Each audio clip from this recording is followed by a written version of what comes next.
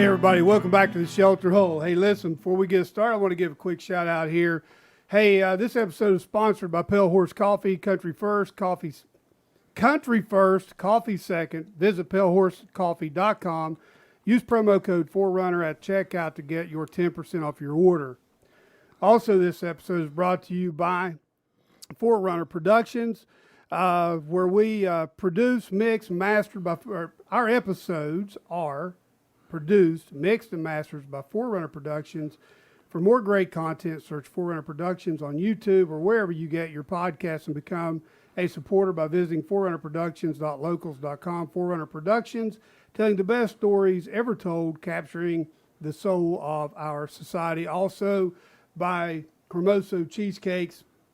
Thank you, Jason Hubbard, for getting on board with us, and some of the best cheesecakes you'll ever have. If you're in the Charlotte area, if you're on Facebook, look up Cremoso Cheesecakes, and you will not be disappointed. Rocky Meadows.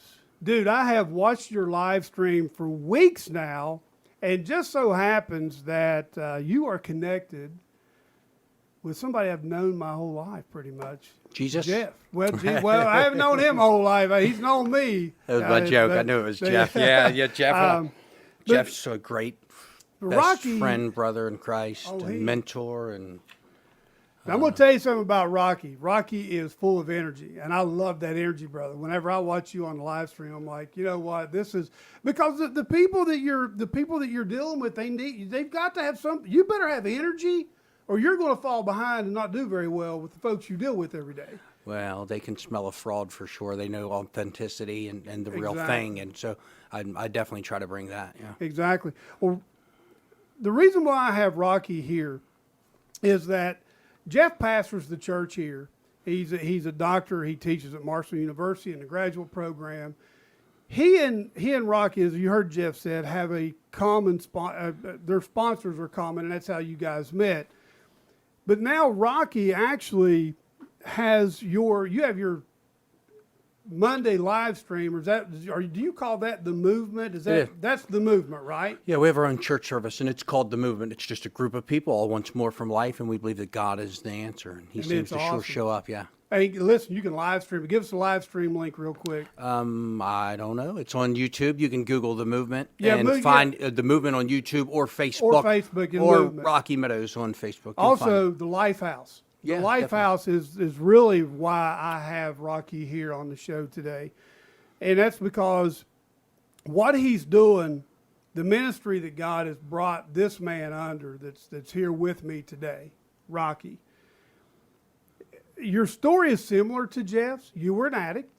And if I understand right, if I read your bio right, I've watched some of your YouTube interviews that you had at the age of 10. Yeah.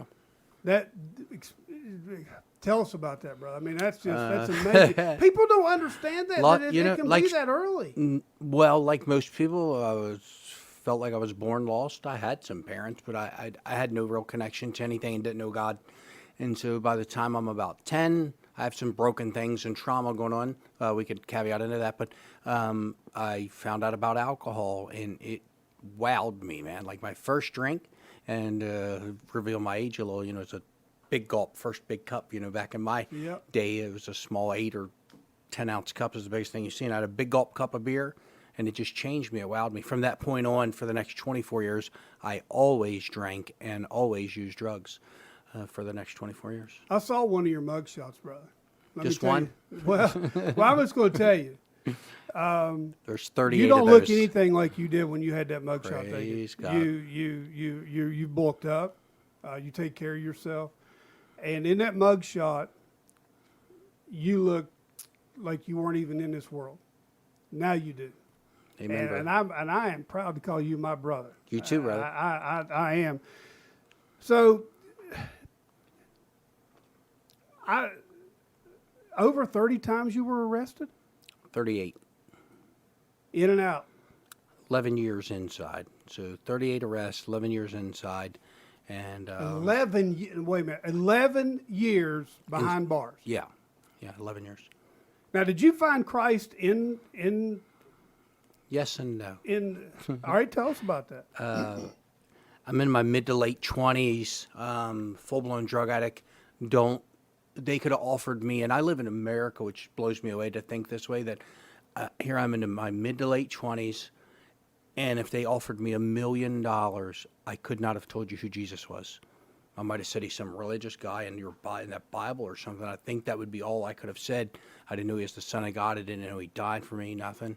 And somehow I ended up at an old church over here, about 5 minutes from here, and they're Baptists, so they preach Jesus at the end, man. And them Baptists sure do like that water. They'll try to drown you, you know. And they told me about Jesus at the end, and something became alive inside me. You know, they told me he was the Son of God, that he died for my sins. It was my way to reconnect to God, something to that effect, I know. And it rose up and became alive inside me. And, of course, they offer you to come and pray. And I'm like, not getting up in front of these people, no way. And the next Sunday, they get me back at church again, and they told me the same thing, and I just could not deny it. My story would be, I think I lifted up and floated to the altar. I feel like I did. Hit my knees and cried out to God. I had a true encounter, man. Like, it was a real, like, oh, I know God now. Know that feeling. And I'm like, I'm going to be okay. And it was not okay. The next week, the pastor told me I'd be baptized, and I'm like, no, I'm not. I don't know what happened last week. I ain't falling for that. Of course, I wanted to follow God, so I go to be baptized next day, and I swear to you, I hit the top step and slipped and dunked myself in front of the whole congregation. Got up and said, amen, you know, and he baptized me. And, you know, I'd love to tell you since that point on, you know, I've always been on a path and walk to lead people out of addiction and tell them about Jesus, and it's just not the truth. That I was still very carnal in my mind. I didn't know how to walk out my walk. No one discipled me. I didn't have the word in me. And so the next 8 years were the worst. And another 25 or so arrests. Finally, my best friend and I are out in the middle of the night one night. He gets shot and killed. We're in the middle of a crime. And I'm headed back to jail. That's where I really became to know Jesus. I was saved. I was destined to heaven. I believe that. But I didn't know God, the Word, or know Jesus intimately. And so for the next 13 months, I read the Bible for about 5 hours a day, just digging in. And not like I worked at it. I was just trying to know him. And a couple things happened, real important to me. I always speak about, I was pretty codependent, like a lot of people are. You know, how to have somebody, had a girl, and those things. God just spoke to me, literally spoke to me, and had me give a girl up. Said, if you don't give her up, you'll never have me the way you're supposed to have me. And it's the only person who would answer the phone for me. I was at the end of my rope where no family answers the phone. No one, don't call. You know, they know it's just too much. And I did. I gave her up. And that's when God and I got real. Life really changed after that. You know, from that point on, I've always kind of chased after him and known him and become to know him. So I did meet him in jail, but I was saved at a church. So when did you feel God's hand on you saying, okay, Rocky? And let's just say, everybody calls him Rocky, but it's Raymond Meadows. Raymond Carl Meadows the second. But we all call him Rocky. Rocky Meadows, so, yeah. I just want to make sure that was clear for everybody. Yeah, so if they, you go. Some of your YouTube videos, it actually has Raymond on it. Yeah. And that's how I found out. When did you feel that God's hand on your life to do what you're doing now? How did God lead you to where you are now with the ministry that you have? It started in jail. God was so heavy on my life, it was obvious. I ended up going to prison, did a long-term drug program, and I started holding a Bible study. Kind of started there. You know, you'd have 4 or 5 come, and there's only 80 people in the dorm, so 4 or 5 really coming pretty sincere about it. Led several people to Christ that way, and I think it kind of started there. After that commitment with God about, you know, giving up the girl and really making him first, it got real. And then I came home, and I just always have chased after helping other people. It was, I'd been to prison so many times. It was important to me to show others you never got to go back.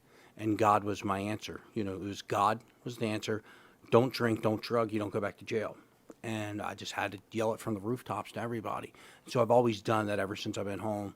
And the quick version of it is that I was working at a long-term drug program right down the street here, and I kind of was getting phased out because they bring their own people through to run it, and I was kind of an implant from prison long-term program. And I still felt led to help people, and I had no money, I had no credit, no driver's license. There was nobody for me at that point because nobody knew me. and I had a little student loan check I was living off of, and God led me to believe I could buy a house. And I just believe God for big things. I always have. I'll get out on the water, if you will. I just walk in faith. And God allowed me to buy a house while I was still riding a bicycle. And that's how I started helping people. And that's awesome. 10 years ago, almost 11 years ago. And it's really grown since then. But he led me into that. And I just follow after him. And when you walk in faith at that level, he just shows up. I'm not saying everything's always perfect and it works out. And you don't work hard at it. All that happened. But I just believe God. Well, see, here's the thing. You can reach people that I can't. Because you've lived it, you've been behind the bars. You have the street smarts that when these men and women come to you, they're not going to pull wool over your eyes, as my grandmother used to say. There's not a knucklehead they could put in front of me. I can't read their mail in about 2 minutes. Exactly. And they know I know what time it is. And that's awesome. And people need to understand that they may not be called to do what a Rocky Meadows is doing, but God has a purpose for every one of us. Everybody has a purpose in their area. I don't care where you're at. If you work at the grocery store, your purpose is there. Exactly. And whoever you can reach in your realm of influence. I just have a realm of influence with street people, homeless people, and people that's been to prison. And that takes drug addicted. That takes a special person. When I pastored the church there in Madison, we had a couple of ladies there. One of them, in particular, her name was Susan. She had a young daughter, in and out of jail. So we had a young married couple was there that had eventually started taking her daughter, and would take because her daughter had nowhere for her daughter to go. Her family wouldn't have anything else to do with her, and we loved Susan. When we tried, at that time I didn't know what to do to get her the help that she needed. She would dry out for a month or two, and then she's back in. So it was just a recurring event. Mm-hmm. So whenever I see what you're doing here, because I'm like, wait a minute, that's Jeff's church. That's Rocky. That's Life. So when I started seeing this, I'm like, and I started digging into it, went to YouTube and started looking some of the other interviews that you've done, that you've given, and your testimony. And I'm like, I got to get this guy on because more people need to know what Rocky's doing. Because I was telling Jeff, when I was in the military, I stood on Ground Zero at Hiroshima. It was a very moving. It's a very sobering moment. The way I hate to say this, this is not this is exact. It's not I'm not running Huntington in the ground, but this is ground zero. It is. The state knows it. I was here, and it was 3 or 4 years ago now. We were #1 overdose per capita of everywhere in the entire nation of America and United States. So, and I lived it. I was here when the 26 overdoses happened in 4 hours. I was here when my friends were dying at 2 and 3 a day, and it was a hard time sometimes. Yeah. Bless him, Lord. Yeah, that's and listen, bro. That's this. People need to understand who watch this video that when you've been through something and I'm trying to find the right way to say this. I'll just back up. So whenever I came out of my emotional place that I was in, that I came out of after 19 years after pastoring the church, I told Jeff, I said for about 3 months, I was one of the most broken individuals there was. I'd get up in the mornings and I would just be sitting there and just start crying. One of the songs is Jericho Walls that I listen to, and I just, when that song comes on, dude, it breaks me. Mm-hmm. There's just something about it. Mm-hmm. That emotion that you show, that you carry, is awesome, because that is what transforms itself through a relationship with Christ that shows these other people out here that are where you and Jeff used to be. Mm-hmm. This guy really loves me. Oh, they know. That's powerful, bro. Yeah. You can't buy that. It can't be bought. The love of Christ and what he did on the cross, it can't be bought. Yeah. It can only be given. I personally know 500 or so probably that's overdosed and died.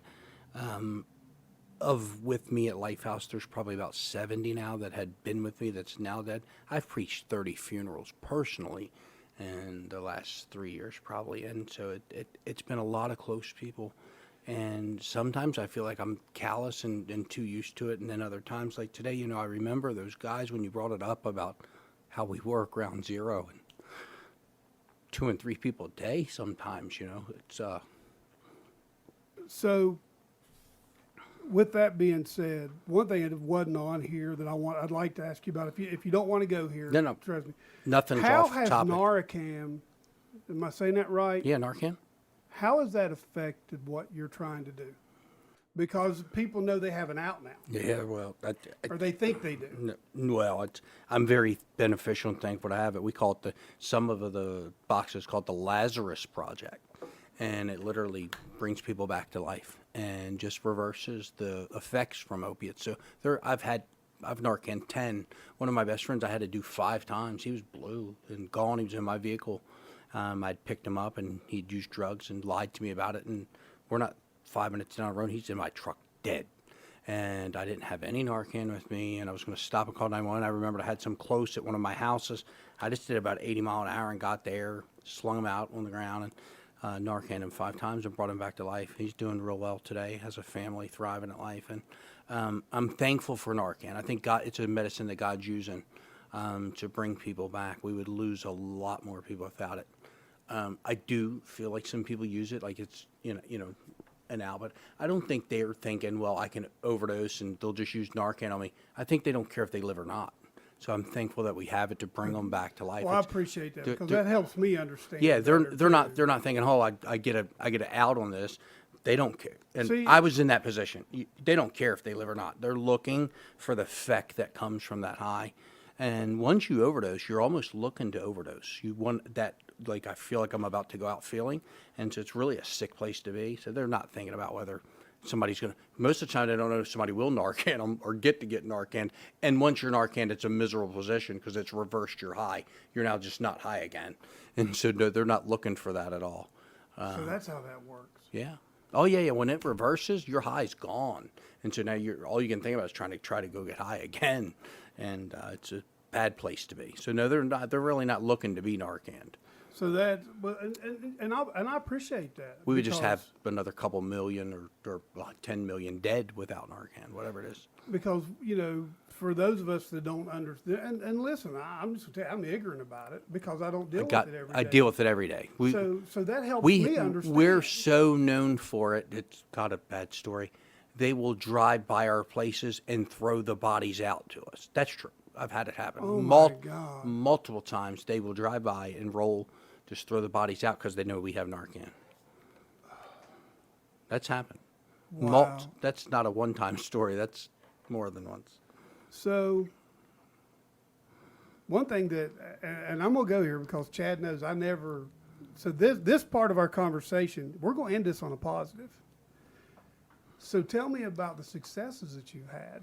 I mean, over the years. I mean, give me an example of 2 or 3 of the people who've come through your program that were there. Was at a Narcan state at one time that are just thriving and. I can give you 500 or 1,000 or 2,000. I figured that. So there's a lot more positives than there are negatives, and that's what I want to make sure. For what we do, I would say it is. Is there failures? Yeah, but it's not that like we failed or the program fails. It's no different really than the Christian walk. When you say like, well, are they being successful? I don't know. Are they still lying? Are they still sinning? Or if you go into church, are they still cheating on their wives? Are they still stealing money? Are they still gossiping? All them things are still going on. And so in the drug addiction world, some things still go on. And so, but we're killing it at success. One of the things that we do so well is not just bring people out of addiction, but it's about getting them into life. And it's so important not to know you're not just coming out of, you got to get into.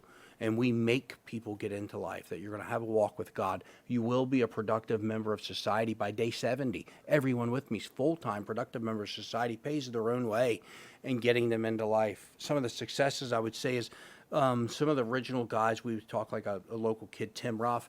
He owns Austin's Ice Cream downtown, which is one of the most world famous type ice creams, especially in our area. Kid failed with me 6 times. He was on his 6th relapse about 18 months in. And at that point, everybody's going, I don't know that you're helping him. You're enabling him. And there was a lot of things being said. I'm like, well, it may appear that way, but I don't give up on people because God never gave up on me. Amen. And I'm here today because of a chance. And that kid's like 7, 8 years sober today. One of our great alumni, just killing it at life. He just preached at the movement. He did not know God at all. And he was weird about God and Jesus, Bible. I've baptized him. I married him. And he preached here from the Bible. And just killing it at life. But he's just one of many of the Ryan Booths and Jay Turley's and Brian Carr's wife and Jim Ruff's wife. I married and went here. The kid I said, his wife also went through our program, and I married them.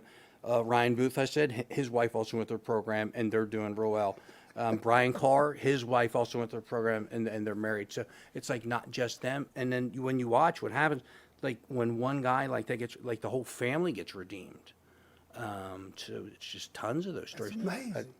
So tell us let's walk us through the program from day one until graduation. Wow. What you shoot. Yeah. Give us the broke down version, or however you want to tell. I know you've got to get somewhere. No. I'll give you the simple overview. Is this that I learned the hard way on everything in my life, and I used to just try to help people. Say, come stay with me a couple of days, and it didn't work. And then it was 30 days, and it was 60 days, it was 90 days. And what I found to be true, especially coming out of addiction, or probably even trying to live a victorious Christian life, that you had to change things for probably around a minimum of 6 to 8 months. About 6 to 8 months is when you start to see things get real and take place. So we're a long-term addiction recovery program that's a minimum of 8 months long. So you don't put a 29-day stamp on it. Say, okay, you're done. You're well, I'm a professional in this industry at this point, self-proclaimed probably, by the way, but I've helped many or more people than most, and I have a say about what works and don't, and that doesn't work. If that worked, I would do 29 days. If detox for 7 or 10 days worked, I would do that. And detox by itself is probably 100% failure rate. 29-day treatment, 30-day, 60-day treatment by itself is probably a 90-some percentile failure rate. And so I found any long-term success, it took 6 to 8 months. And I only really work with people from day one. I don't take people that's 30, 60, 90 days clean, because I start with you day one and we build a relationship and a family and a community. And so you can come in dirty on drugs or it doesn't matter. And I start with you day one, and we have an inpatient setting. And you'll go to, and we now have a clinical treatment setting. You see a psychiatrist, see a doctor, get medicine. You will get therapy or an IOP group, but we're always preaching the gospel of Jesus Christ and leading you to God. I believe what we do is lead people to God and give opportunity. We have structure and program all around that, but so it's a minimum of 8 months long. By about day 60, 70, we transition you to a next phase where at that point we want to get you into the world. We want to show you how to work, how to pay your own court fees, fines, your child support, learn how to live, learn how to get credit. Because I had none. Like I told you when I started this, I had no credit. I had no driver's license. Yeah, I remember one of your videos. videos. And today I do really well. I have great credit and several homes, and we do well. And I want everyone to learn how to live successful if they want to. Everybody don't want to be successful, by the way, and live victorious. But I think it's important for people coming out of addiction to live victorious, because I don't think it's biblical. If you can't get people into their promise, the wilderness, they're going back to Egypt. They're going back to drugs, right? And so it's important for us to get, and that's why you see, like you said, I was excited and happy all the time. I didn't get sober to be miserable. And I'm fearful for myself with anybody with, the bad feelings, anxiety, depression, worry, all those things. Yeah. That it's important for me to live a victorious life and feel good about life. And so we're always trying to get people into life. That's awesome. I love it that you don't put a date on it. 29 days, you're done. Okay, you should be ready to go in 20. Everybody's different. I wish it worked. If it worked, I would do some 29 days. I would love to say, a guy, like they're married and like he needs to get help, but he needs to get back home to his wife and family and take care of the kids and pay the bills. And I've had zero success. And I have not seen any. And I'm a professional. I only know 2 friends that ever went to 28-day treatment that are still sober today, but they really submerged themselves into the recovery program, into God and church as well. and to stay sober. Now that could, if they would, everyone would do that, it could work, but it doesn't happen. Somehow you get back off pace, back off track, and you go back to self and flesh, which for a guy like me means alcohol and drugs. So the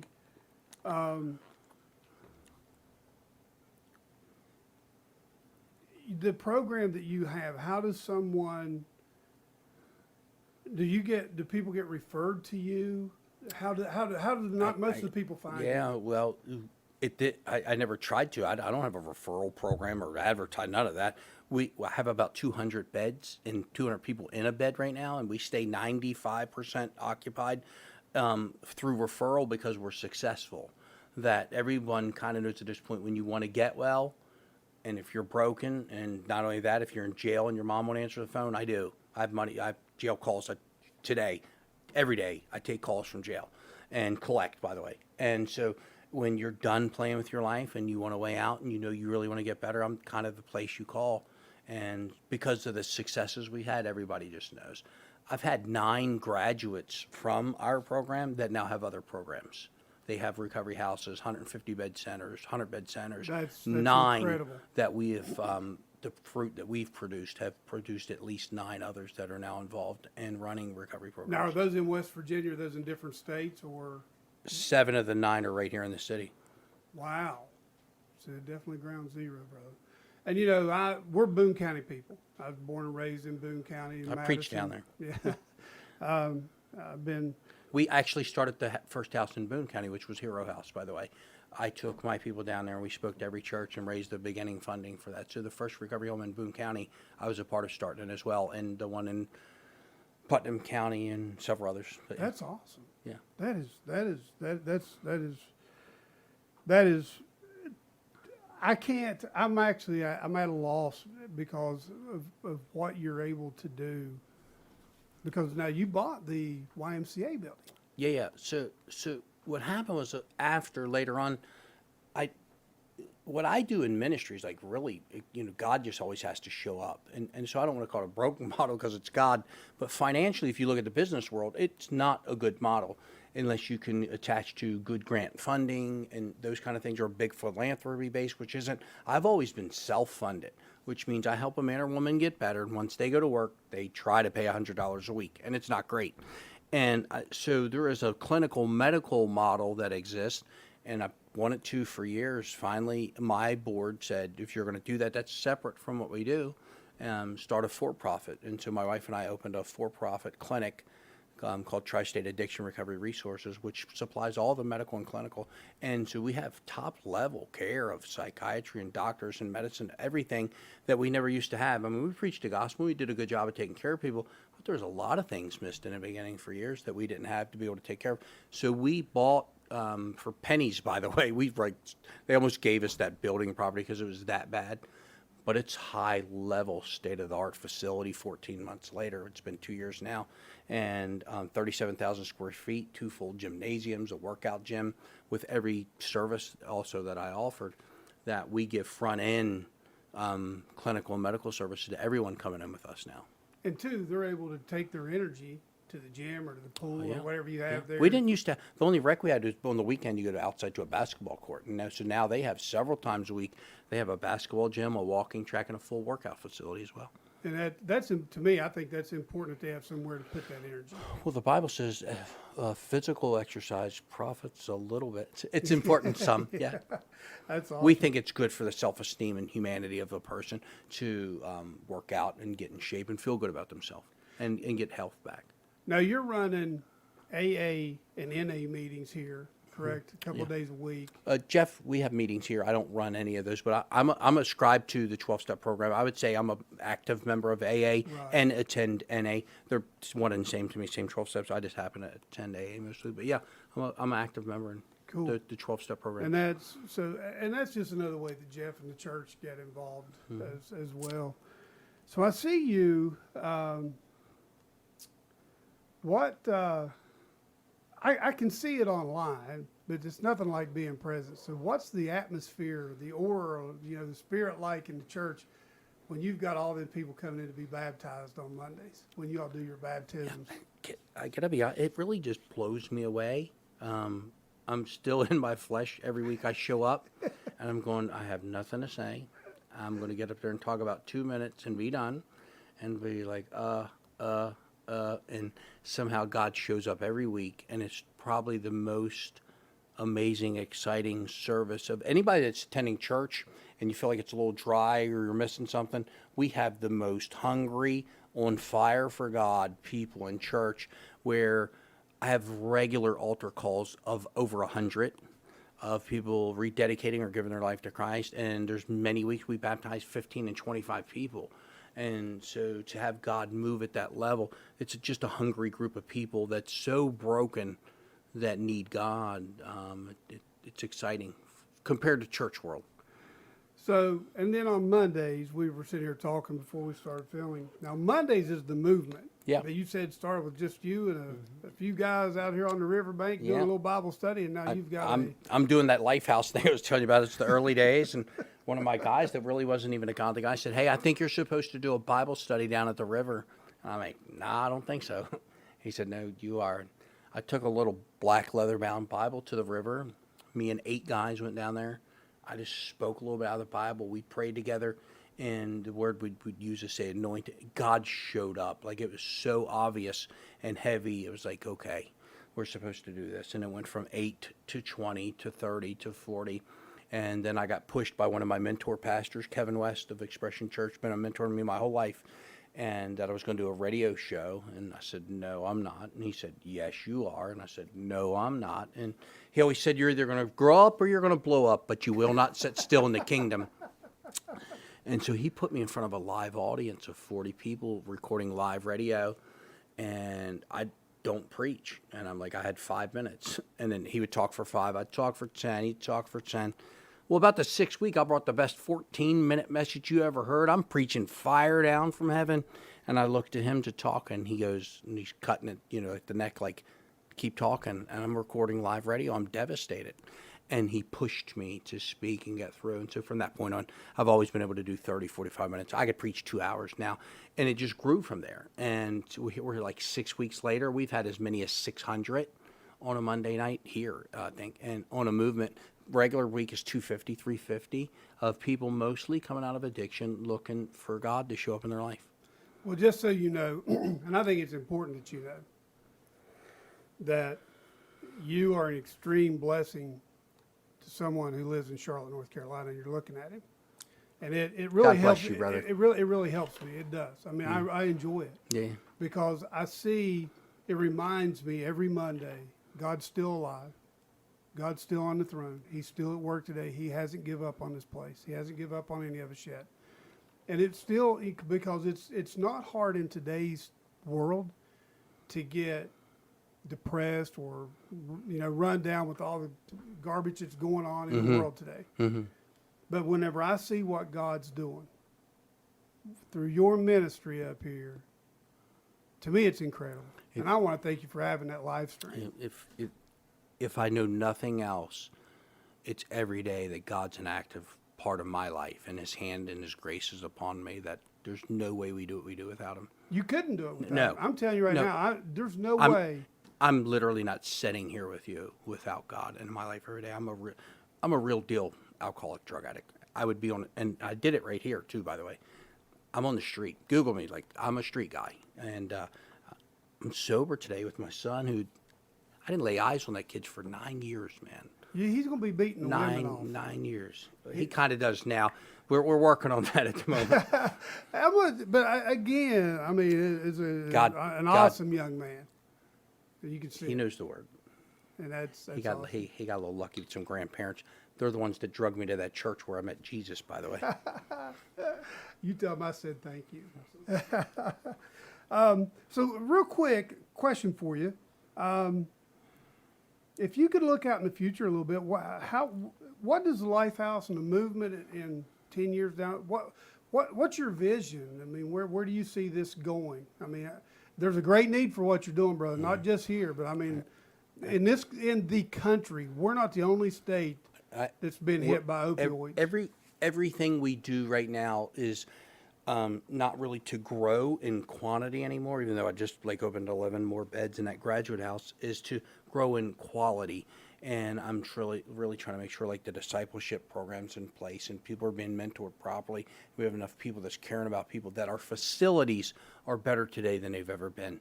That we want to do what we do at a better level, which we do well, by the way. But I'm just trying to do what we do and do it well. There'll be on the clinical side, there'll be some inpatient probably show up, but really we're really doing it.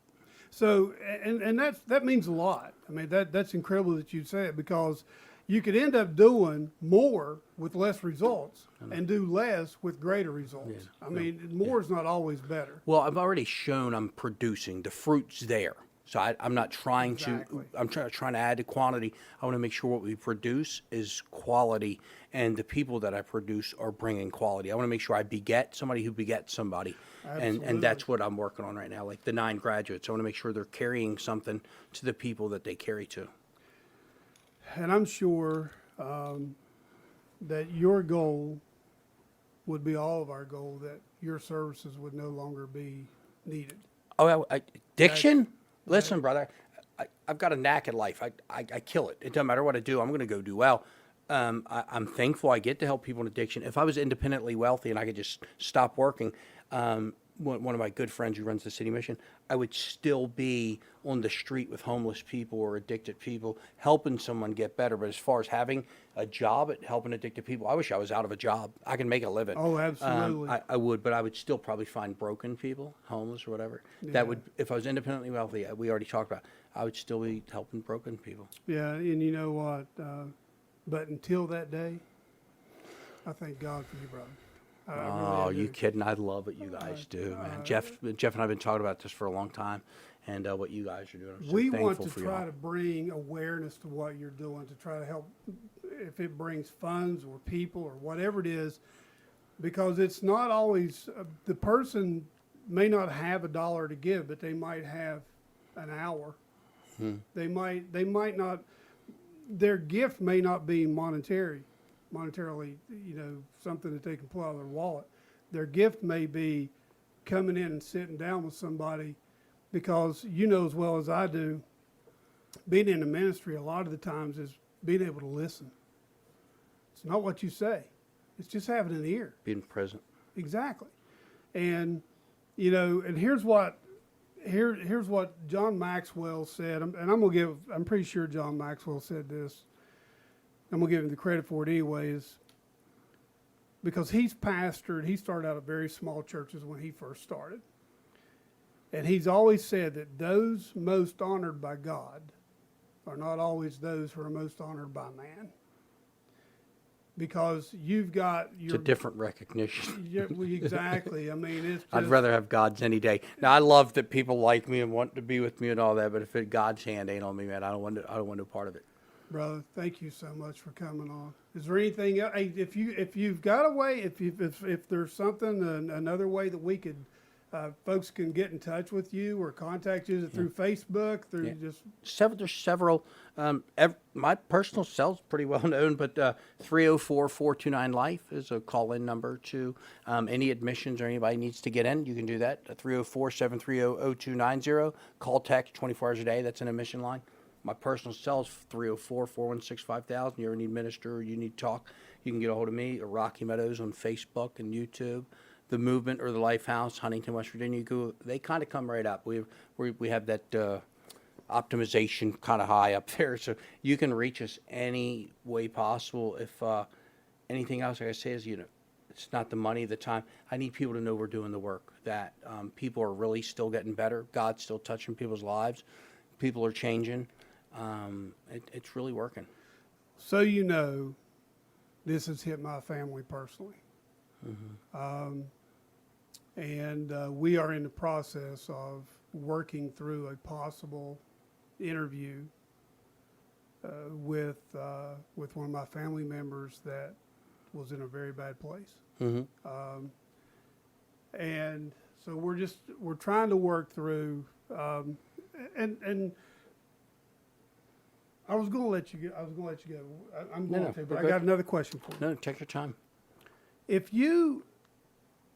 Because I understand if I go out and I have an affair on my wife, or the last thing I want to do is get on a podcast and start telling everybody about it. You know what I'm saying? Mm-hmm. Because there's embarrassment there. Mm-hmm. What would you, if somebody was thinking about doing a podcast, or somebody wanted to get out and tell their story, what would you suggest to them? How to go about that, or what's the parameters to stay in? I mean, is there For addiction, you mean? Yes. I don't think there's no boundaries. I think it all needs told.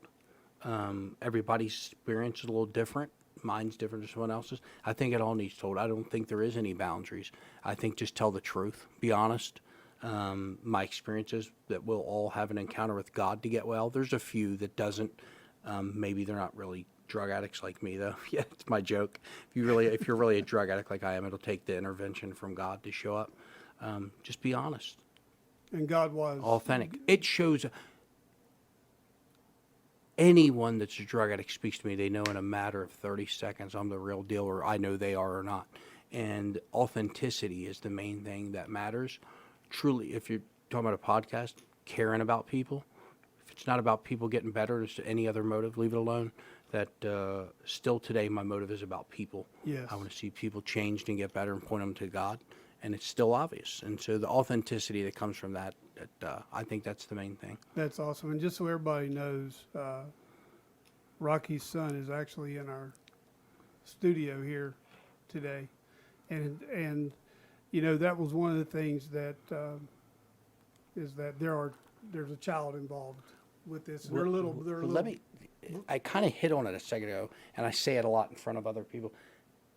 I didn't lay eyes on that kid for 9 years because I was a drug addict. Do what? I never seen him for 9 years. I did not know that, bro. And we're very close today. I mean, we're kind of best friends and hang out and work out together. But I didn't even see him for 9 years. 9 years. His sister as well. And I'm an active part of both their lives, David. He and I are very close. And because of, you know, if you could, everybody thinks it's too late, it's over. And like I had lost my rights. I had no rights. They were in abeyance, gone. And once I got right, I could go over to his house and pull in the driveway and see them anytime I wanted. Things, when you get better, it turns around. That's awesome. I'm glad you got your dad back, man. He's an awesome dude. This guy right here is an awesome dude. I don't want to make me choke him about half. Well, No, we have a great relationship. He knows, he was brought up in church for the most part, so he knows the word pretty well. He's a good young man, and he's learning how to walk it out now. I'll tell you what, if I wouldn't want to feed him, he's a big boy. And I'm not telling you. He eats a little. Y'all can't see him. He's not fat. This kid, he's just a big boy.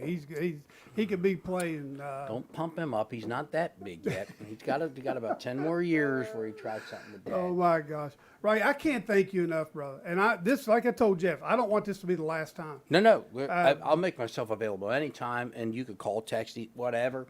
You want a live stream? I'll do anything to help you guys and make it better or work. Because we want to bring awareness to what you're doing and what Jeff's doing here. Whatever we can do, and if I can help promote it, whatever you're doing, let me know. I'll help in any way I can to get the word out with you guys. Thank you so much.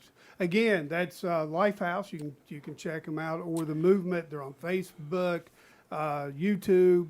You can look up either Raymond Rocky Meadows or Rocky Meadows. He's got other YouTube stuff out there as well. It's an incredible testimony, and it needs to be told because he is a success story. Jeff is a success story. Mm-hmm. I have a success story, a couple of them in my own family that I've got relatives that have gone through that I know that if you put your trust in God, in Jesus Christ, and truly want to help yourself. Now listen, you're going to zig and you're going to zag, but you can't give up. Mm-hmm. God will not give up on you. Amen, brother. And he didn't give up on me. 19 years in the desert, brother. He could have, but I'm back. And that's why I tell people, Johnny G's back, but it's not about me. These podcasts, they're not about me. None of it was never about he did it for you, but he gave it to you to give it away to others. And it's supposed to be multiplied and given away. I was thinking, well, thank you for getting me sober. Are you kidding? I'm thankful I'm sober. It was never just about me. Exactly. It was for everyone else I can touch and share the love of Christ. By you didn't just get sober and then quit and then just go off and do your own thing. Oh, as a now matter of you're fact- giving it to others. We have a statement that says you got to give it away in order to keep it, as a matter of fact. And so to stay healthy and for me to stay sober, I do actively, continually tell other people you can get sober too. So when Chad first started his podcast, the motto that he first started with was giving to others that others may give, and that's amazing. Yeah, that's what blessed to be a blessing, right? It's that's what it's all about. Imagine if the 12 If they'd have stopped, if they'd have stopped, if they just took what Christ got. Okay, I'm good. I've got it. I don't care about you all. There is a flow that happens when you give that God will continually to flow through you, but when you don't, it kind of stops, you know. And it's very important to continue to give it away. I love that motto, Chad. But revival, bro. I pray for revival, but not just for revival and conversions, but to do what you guys are doing. Even with you're dealing with addicts. What we're doing in the church today, when people come to know Christ, we're just letting them walk out the door. We're not doing anything to help them grow, to disciple them and to help them become stronger. And I don't care what the church says, or they're not set up and equipped to deal with active drug addicts No, they're like not. other active drug addicts are. The Bible says, "Be ye separate from the world and don't touch their unclean things. Then I'll be your God, and you'll be my sons and daughters, and I will receive you." There is a separation period that needs to happen from people in the world, especially with drug addiction, bad Exactly. pornography or adulteries and those things. There's a separation needs to happen, and they're trying to minister to them, and they're getting tricked, and they're they're Yep. coming in. They think they're showed up for Bible study on Wednesday, and they're still in their purse in the closet. Yeah. It's the church isn't set up and equipped for this. yeah, They no. want to be. They're trying. They're doing a good job, but it takes more. Yeah. And- Well, what I was saying is where you're dealing with the drug addict side of it. When, let's just say, a normal person that doesn't have the addiction but gives their life to Christ. There's a that- similar walk. Yeah. There's a similar encounter that needs to take place. We have a joke that says the 12 steps that we use of AA or NA would be beneficial to any Christian, and would I've been absolutely through 'em. Actually, when I went to school, in fact, I had absolutely to- wreck your life and change you in a great way and help you increase your walk. I feel about AA meetings or NA meetings the same way I do about tractor trailer school. I think anybody that gets a driver's license should have to go to 18-wheeler tractor trailer school because it would change the way they drive. Or go to motorcycle safety class to get your motorcycle license. It's the same thing. So if you're going to deal with what you're dealing with, you need to have that. Yeah. The 12 steps just make you take a look at your life in a way that you never would have, and get a closeness with God that you never would have, and repair relationships with other people you never would have in a way. I had to do both, by the way. I did have to go to tractor trailer school in the Navy, and it changed the way I drive my vehicles. I would say. And then also, whenever I was taking my speech class at Fairmont State, one of the things that we had to do was we had to go to AA meetings, and then we had to write on that, on the communication side. Now I take it back; it was my psych class. It was my psychology class. It's been so long ago, right? But it changed me because I'm sitting there with these people, and I think I'm normal, right? And I'm sitting there and I'm thinking, why am I here? But then it dawns on me. I know why I'm here. Amen. And God works in mysterious ways, brother. He doesn't do anything by accident. You're not here by accident. And this podcast, God's going to use this this is to edify and glorify Him, Amen, brother. and to help further the kingdom of God. And the fewer addicts that we have out on the street, the more people we can get to give their life to Jesus Christ and turn their life and become somebody that can return to society and live a normal life and edify and glorify Him through that process. Then, brother, I'm all about it. Amen, brother. If I don't care if it's never pays a dime, I don't care. I've got a job. God blesses me every day going to work. 57 years old, I can go do more than a lot of 20-year-olds can. Amen. And I'm blessed. And if that's what He wants me to do, and then do this on the side, hey, I'm all about it. And Thank you so much. Hey, everybody, thank you again for joining the Shelter Hole. Rocky, thanks again for coming in, and we'll catch you guys in the next one.